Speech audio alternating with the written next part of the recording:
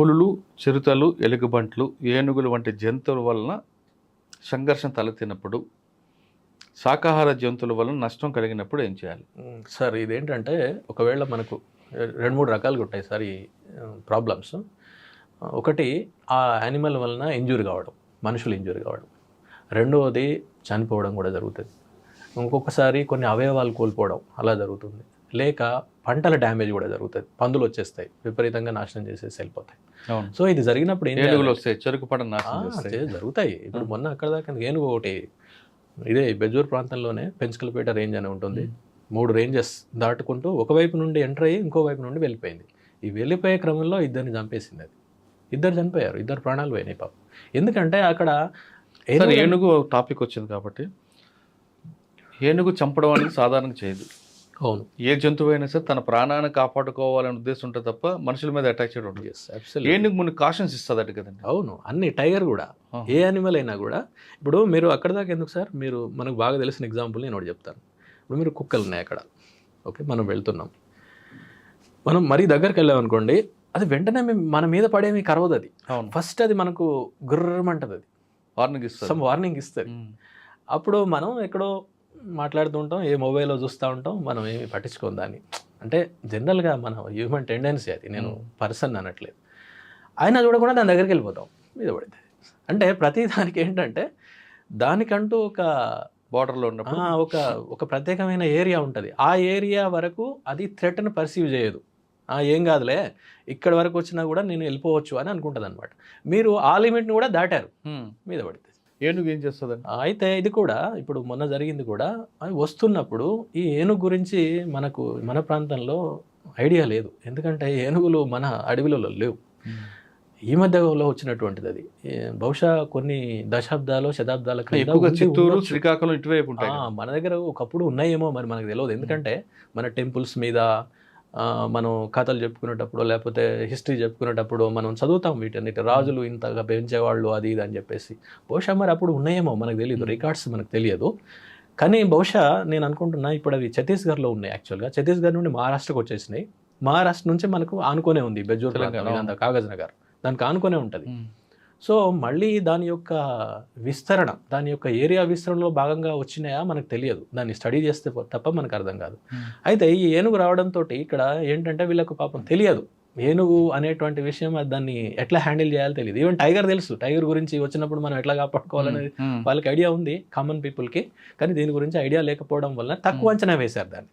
అది కాకుండా యానిమల్ చాలా పెద్దగా ఉంటుంది, మనం దగ్గరకు వచ్చేసరికి మనం వెళ్ళిపోవచ్చులే, అలా కొన్ని మిస్కన్సెప్షన్స్ ఉన్నాయన్నమాట. వాటి కారణంగా వాళ్ళు ఒకరైతే ఫోటో తీస్తున్నారు దాన్ని. సో ఇక అది unfortunately really it's a great. ఏనుగు ఎదురుపడినప్పుడు ఏం చేయాలి, ఎలా తప్పించుకోవాలి? అంటే జనరల్గా సార్ మనం ఎప్పుడు కూడా కొన్ని 100 మీటర్లు మనం దానికి దూరంగానే ఉండాలి. ఎందుకంటే అది వైల్డ్ యానిమల్ ఎలా బిహేవ్ చేస్తుంది అనేది మనం ఎప్పుడు కూడా చెప్పలేం. Few hundreds of metres you should be away from it. So దాన్ని మనం ఎప్పుడు కూడా డిస్టర్బ్ చేయకూడదు. దాని మానసిక స్థితి ఎలా ఉంది ఏంటనేది మనకు తెలియదు. ఇప్పుడు పక్క ఉన్న మనుషుల సివిలైజ్డ్ పీపుల్ యొక్క మెంటాలిటీనే మనం ఒక్కొక్కసారి అంచనా వేయలేము. అలాంటిది it is a wild animal యొక్క అది ఎలా ఉందో తెలియదు. మళ్ళీ అదేంటంటే ముఖ్యంగా మొన్న వచ్చినటువంటిది మస్త్లో ఉంది అంటారు. మస్త్ అనేటువంటిది ఒక టెండెన్సీ అనమాట. అది ఎప్పుడంటే కొన్ని మగ ఏనుగుల్లో ఇప్పుడు మన కౌమార దశలో ఉన్న పిల్లలు ఎట్లయితే బిహేవ్ చేస్తారో అప్పుడు అవి కొంచెం అబ్నార్మల్గా బిహేవ్ చేస్తాయి. నార్మల్ బిహేవియర్ కాకుండా అబ్నార్మల్గా ఉన్నప్పుడు అది ఎలా బిహేవ్ చేస్తాయి అనేది మనం యూ కెనాట్ ప్రెడిక్ట్. సో ఏదైనా జరగచ్చు. సో అలా కూడా ఉండొచ్చు అని కొంతమంది దానిపైన పనిచేసినటువంటి వాళ్ళు అన్నారు. అదే అయి ఉండొచ్చు, లేక అది ఏరియాని సెర్చ్ చేసుకోవడానికి కూడా కావచ్చు. అంటే నెక్స్ట్ వాటి యొక్క ఏరియా విస్తరణలో భాగంగా కూడా చూసి ఉండొచ్చు. ఇలా రకరకాల. ఇప్పుడు మీరు చెప్పారు కదా ఛత్తీస్గఢ్ నుంచి మహారాష్ట్ర మీద వచ్చింది. ఎస్, అంటే నెక్స్ట్ గుంపు వచ్చే అవకాశం ఉందంటారు? ఉండొచ్చు సార్. అందుకనే మా వాళ్ళు అటవీ శాఖ దీనిపైన మంచి ఏంటి ఒకవేళ వస్తే మనం ఏం చేయాలి, దీనిపైన 2-3 వర్క్షాప్స్ కూడా పెట్టారు, మీటింగ్స్ పెట్టారు. మనం ఏం చేయాలనే దాని మీద జరుగుతున్నాయి కొన్ని. ఓకే సార్, కొత్త ఎక్స్పీరియన్స్. ఫైనల్గా అడవుల సంరక్షణకు మనం ఏం చేయాలి? అందరూ చేయాలి. ప్రభుత్వాలు ఏం చేయాలి, ప్రజలు ఏం చేయాలి? ప్రభుత్వాలు దీన్ని ప్రాధాన్యత కలిగిన రంగంగా దీన్ని గుర్తించాలి. అంటే ఇప్పుడు మన పోలీస్, రెవెన్యూ ఇంకా ఎట్సెట్రా వాటికి ఇచ్చినటువంటి ప్రాధాన్యత ఎప్పుడు చూసినా ముందుంటాయి. అవును, అనగానే ఎక్కడో ఉంటుంది అది చివర. అలా కాకుండా ఎందుకంటే ఎకోసిస్టమ్ ఆధారంగా మనం గాలి, నీళ్లు ఇట్లాంటివన్నీ కేవలం కలప డబ్బులే కాకుండా ఇట్లా ఆలోచించినప్పుడు చాలా ముఖ్యమైనటువంటి వనరు కాబట్టి దాన్ని ఏ పేరుతోనైనా దాన్ని నాశనం జరగకుండా జరిగేటువంటి దాన్ని ఆపాలి, దాన్ని రక్షించాలి. అలాగే కొన్ని నశిస్తున్నటువంటి జాతులు, ఫర్ ఎగ్జాంపుల్ రాబందులే అనుకోండి, ఇంకా వేరే ఏవైనా టైగర్సే అనుకోండి, వీటి గురించి చాలా మంచి సంరక్షణ చర్యలు బాగా చేపట్టాలి. ముఖ్యంగా అవి ఖాళీలు ఉంటున్నాయి బాగా. ఇప్పుడు మీరు చూసారు కదా, 5,000 మంది ఉంటాయి. 5,000 కాదు, కనీసం 10,000 మంది అయినా మినిమం ఉండాలి. చాలా చోట్ల ఖాళీలు ఉంటాయి. అలా ఖాళీలు ఉండకుండా అంతా నింపేసి వీళ్ళకు ట్రైనింగ్స్ ఇట్లాంటివి ఇవ్వడము, దీన్ని కొంచెం స్ట్రెంథన్ చేయాలి సార్. స్ట్రెంథన్ కనుక చేస్తే తప్పకుండా ఉంటుంది. అలాగే ప్రజల్లో కూడా అవగాహన కల్పించాలి. మీరు మొదలుపెట్టిన దాంతో నేను ఎండ్ చేస్తాను. అవగాహన అనేది చాలా ఇంపార్టెంట్ అన్ని చోట్ల. ఇప్పుడు మనం చిన్న చిన్న వాటికే ఎంతో, ఇప్పుడు ఒక చిన్న సబ్బో టూత్పేస్ట్ ఉందనుకోండి, దాని మీద ఎంత ఖర్చు పెడతారు అడ్వర్టైజ్మెంట్ కోసం, లెక్కలేనంత ఖర్చు పెడతారు. మనకు తెలియకుండానే అది కొనేస్తాం వెళ్ళి. ఆ చిన్నది అది ఉన్నా లేకపోయినా పెద్ద it doesn't make any difference. But ఇంత పెద్ద విషయం ఇది, దీని గురించి కూడా రకరకాల మాధ్యమాల ద్వారా అవగాహన జనాల్లో కానీ అందరిలో సార్, నాట్ ఓన్లీ ఏది కామన్ పీపుల్ అని కాదు, ఈవెన్ ఎడ్యుకేటెడ్ చదువుకున్న వాళ్ళు కూడా, ఈవెన్ ఉద్యోగస్తులు కూడా, పోతే ఏమవుతుంది దాన్ని పోవడం వల్ల, రోడ్ వేసేస్తున్నాం, మాకు వస్తుంటాయి సమస్యలు, రోడ్ వైడనింగ్ అంటారు, ఏమైందండి అది పోతే పోయింది, వేయనివ్వండి అని మా కొంతమంది అధికారులు వాళ్ళు కూడా మా పైన ప్రెషర్ తీసుకొచ్చిన సందర్భాలు బోలెడు ఉన్నాయి. అలా చాలా తెలియదు వాళ్ళకి దాని గురించి. అంటే ఎప్పుడూ కూడా హ్యూమన్ సెంట్రిక్గానే ఆలోచిస్తూ ఉంటారు. కానీ ఇక్కడ చెట్లు జంతువులు అనేవి కూడా చెట్లు జంతువుల గురించి మాత్రమే మనం పనిచేయడం కాదు, మనుషుల గురించే పనిచేయడం. మనుషుల గురించే చెట్లను జంతువులను కాపాడాలి. ఓకే, సార్ ఫైనల్ ఇంకో క్వశ్చన్ అండి, ఈ డిపార్ట్మెంట్లోకి రావాలనుకున్న వాళ్ళకి మీరు ఇచ్చే మెసేజ్ ఏంటి?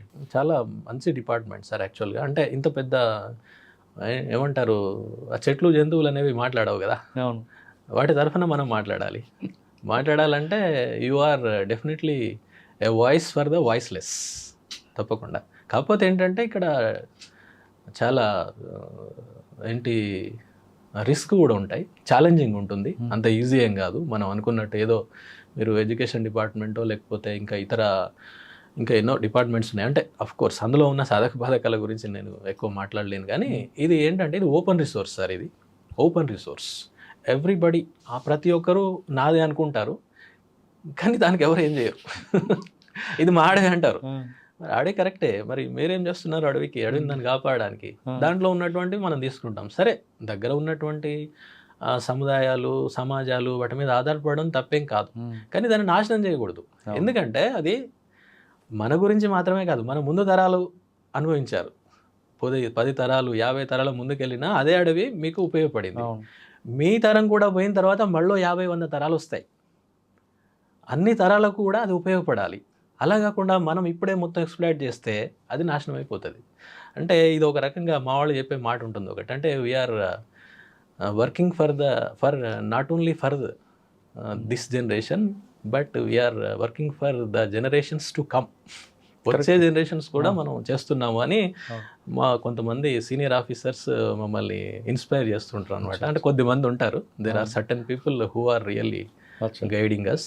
కాకపోతే రిస్క్స్ ఉంటాయి, నేను కాదనట్లేదు. చాలామంది వదిలిపెట్టిపోదాం అది ఇదని అనుకుంటూ ఉంటారు వేరే ప్రయత్నాల వల్ల, ఎందుకంటే వాళ్ళకు కొన్ని ప్రెషర్స్ కూడా ఉంటాయి అనమాట. ఇప్పుడు నేను మీకు ఇందాక అన్నాను కదా, చదువుకున్న వాళ్ళే సహకరించట్లేదు, వేరే ఇతర ఉద్యోగస్తులే సహకరించారు. పోతే ఏమవుతుందండి, అదేం పోతే ఏమవుతుంది, వేసేద్దాం, రోడ్ వేసేద్దాం, లేకపోతే అది కట్టేద్దాం, ఇది కట్టేద్దాం. కరెక్టే సార్, దానికి ఒక ప్రొసీజర్ ఉంది కదా. ఇప్పుడు ఒకటి మీరు రోడ్డు వేయాలన్నా వేరే ఏదైనా కట్టాలన్నా కూడా, నేను ఇక్కడ మీకు ఒక మాట చెప్పాలి, ఎలాంటి డెవలప్మెంటల్ వర్క్స్కి ఫారెస్ట్ డిపార్ట్మెంట్ ఏం వ్యతిరేకం కాదు. ఇప్పుడు ఒక రోడ్ వేస్తున్నారు, చిన్న రోడ్డు కాస్త 4 లేన్ల రోడ్ వేశారు, దానికి పర్మిషన్ తీసుకోవాలి. ఒకటి అటవీ సంరక్షణ చట్టం 1980, ఫారెస్ట్ కన్జర్వేషన్ యాక్ట్ 1980 అని ఒకటి ఉంటుంది. అది ఏం చెప్పిద్దంటే, మీకు ఫర్ ఎగ్జాంపుల్ మీకు ఒక 100 ఎకరాల భూమి కావాలి ఒక రోడ్డుకి, మీరు 100 ఎకరాల భూమి మళ్ళీ వేరే చోట ఇవ్వాలి. ఇచ్చి మీరు ఇచ్చేటువంటి భూమిలో ఎట్లాగో చెట్లు ఉండవు, మళ్ళీ చెట్లు పెంచే విధంగా డబ్బులు కూడా ఇవ్వాలి. ఓకే, అయిన తర్వాత మీకు ఇది హ్యాండ్ ఓవర్ చేస్తారు. కరెక్టే కదా అది, రైట్. అట్లా లేకపోతే ఏమవుతుంది, ఉన్నది కాస్త పోతుంటుంది కదా. అవునండి, చివరికి అక్కడ ఏం మిగలదు, ఇక అడవి ఏం మిగలదు. రైట్. ఇది అందరూ ప్రొసీజర్ ఫాలో కావాలి. ఇంకా దురదృష్టం ఏంటంటే కొంతమందికి ఇది ఉన్న సంగతి కూడా తెలియదు. కొంతమందేమో నిర్లక్ష్యం చేస్తారు. ఏం కాదులేండి, ఏమున్నది, చిన్నదే కదండి, దానికి ఏమవుతుంది, మీరు చేసేయండి అని మాట్లాడే వాళ్ళు కూడా చాలామంది ఉంటారు.